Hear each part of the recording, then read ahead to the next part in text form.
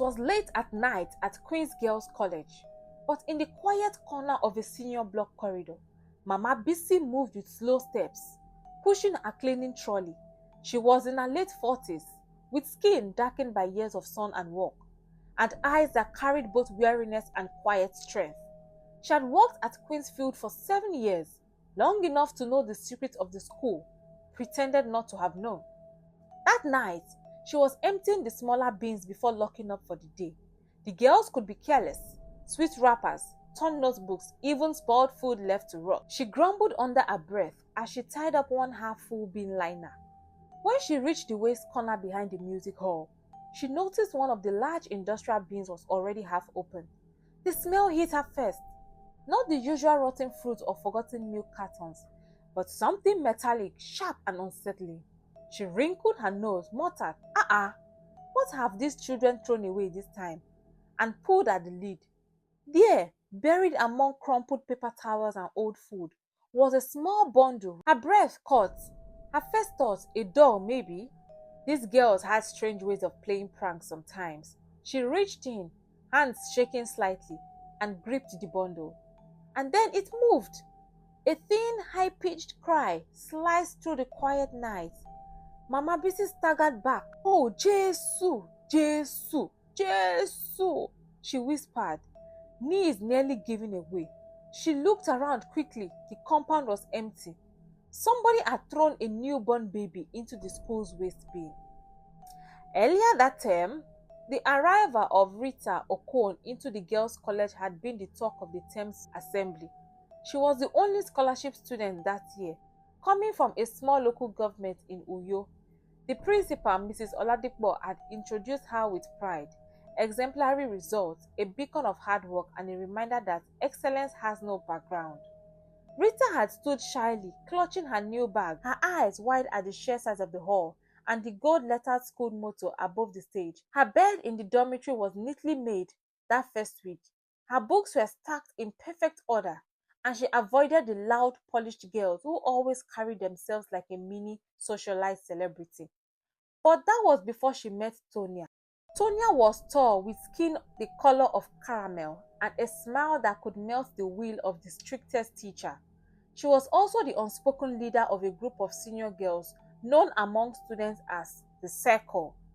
They dressed with a flair that pushed the limits of the school rules, and they carried an air of privilege that even the teachers feared to challenge.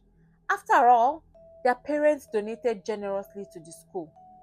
Tonya had noticed Rita one evening. "You are the scholarship girl, Abi?" she asked, leaning against the wall, her eyes scanning Rita from head to toe. "Yes, I am Rita," she replied, unsure whether to feel flattered or nervous. Tonya smiled. "Don't worry, stick with me, and you won't feel like the charity case here." It started with small things, lending Rita lip gloss before social nights, slipping her snacks during prep time. Then came the bigger invitations, sneaking out after lights out to meet boys from the nearby boys' school, stealing wine from the kitchen store. Rita had hesitated at first, but the thrill was addictive. For the first time, she felt she belonged. It was a Friday evening in the midterm when Tonya whispered the plan. "There's a new club in town, Diamond Lounge. We are going tonight. No excuses." Rita's stomach knotted. "But there's a roll call and the gate." Tonya waved her hand. "Leave that to me. My cousin will pick us in his car. Just dress up. You have that skirt I gave you, right?" The night air outside the school was cool, almost too cool for Rita's bare arms, but adrenaline kept her warm. She sat, squeezed between the two of them, in the back seat of a sleek back car. The driver, a young man with a thin beard, kept throwing glances in the rearview mirror. Inside the club, the music was deafening, the lights flashing in wild colors. Rita felt dizzy, not just from the noise, but from the sense that she was far, far from the world she knew.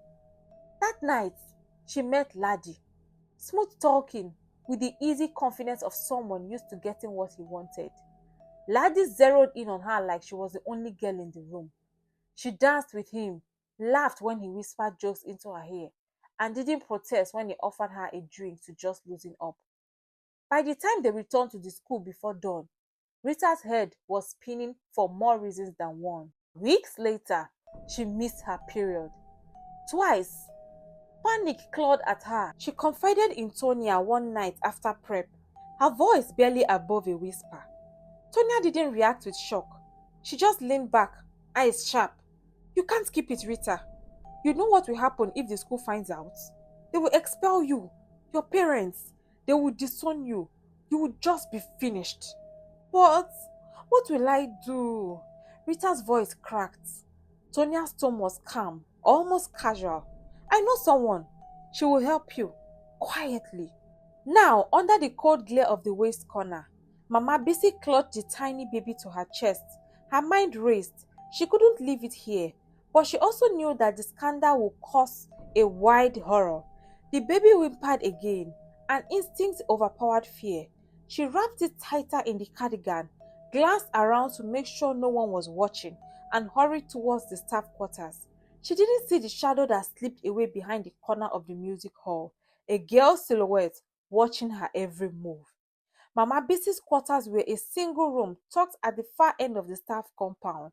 Inside it smelled faintly of Dettol and camphor balls. She placed the baby gently on her bed, lit the small kerosene lamp, and took a good look for the first time.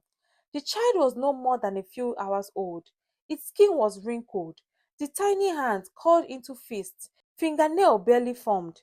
The umbilical cord had been clumsily cut and tied with a strip of white shoelace. There were dried blood at the edges. Ewo, who could do this kind thing? She whispered, tears pricking her eyes. The baby whimpered again, mouth opening in a soft, hungry cry. Mama Bisi had no milk in the house, only a small flask of warm water left from her evening tea. She soaked a corner of clean clothes, pressed it gently to the baby's lips, and was relieved to see the little tongue lick at it weakly. Her mind spun. She had to tell someone. But who? If she went to the hospital, they would ask her whose baby it was. If she went to the principal, the news would spread like wildfire before morning. The management would want to push it up. Such a thing could ruin the school's reputation, and if the police get involved, the poor baby might end up in some overcrowded orphanage. But if she kept quiet, her heart thudded. She could lose her job for hiding something so serious. She decided to wait till morning. Maybe God will give her wisdom by then. Meanwhile, Rita, in the dormitory, Rita lay awake on her bunk, staring into the dark. Every muscle in her body was tense. She had heard the muffled cry earlier, faint and far away, but enough to turn her blood cold. She didn't need to guess what it was. Her mind kept flashing back to the small, dim room in 2 nights ago. The smell of antiseptic mixed with sweat, the harsh fluorescent light, the woman in a faded nurse uniform who barely looked at her face. She had gone there on Tonia's instructions, clutching an envelope of crumpled notes. Laddie had contributed some of the money, but most came from Tonia herself. This is the safest way, Tonia had said, her tone brisk, eyes avoiding Rita's. Once it is done, it is over. No one will know. But it wasn't over. The woman had insisted that she was too far gone for a simple procedure. Rita had been in pain for hours, and by the time she stumbled back into the school compound under the cover of the night, she was lightheaded and shivering. 2 nights later, the baby had come. She had wrapped it quickly in the nearest thing, her cardigan, and carried it to far waist corner. She didn't look at its face. She didn't want to. Now, she knew that someone had found it. She didn't know if it was better or worse. Next afternoon, Tonia's group met in their usual hideout, the unused storeroom behind the senior block. The shutters were always drawn, giving it a dim conspiratorial feel. Tonia sat cross-legged on a desk, filing her nails. Her two closest friends, Kemi and Bimbo, lounged nearby. Rita stood by the wall, arms folded tightly. I told you to leave it to me, Tonia said without looking up. You panicked, Rita. Now it is messy.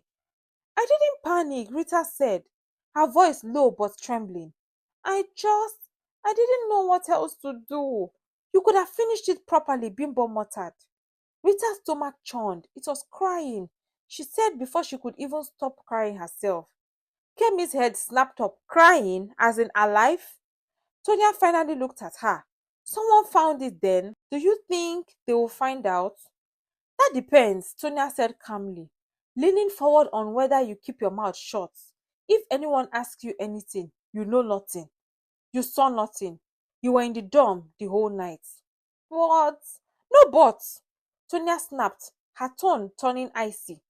If you want to survive in this school, you learn to keep secrets. Our secrets. By morning, the baby was still alive, though weak. Mama Bisi had managed to get some powdered milk from another cleaner who kept a small shop at the staff gate. She felt the child carefully, every sock making her chest ache. She wrapped it tightly, placed it on a cardboard box lined with a spare wrapper, and carried it to the small clinic on the edge of the compound. The school nurse, Sister Felicia, was just unlocking the door. When Sister Felicia saw the baby, she gasped. Where on earth did you? In the bin, Mama Bisi said bluntly, behind the music hall. Sister Felicia looked around, then ushered her inside quickly. Lock the door, she whispered. You mustn't let the girls hear about this.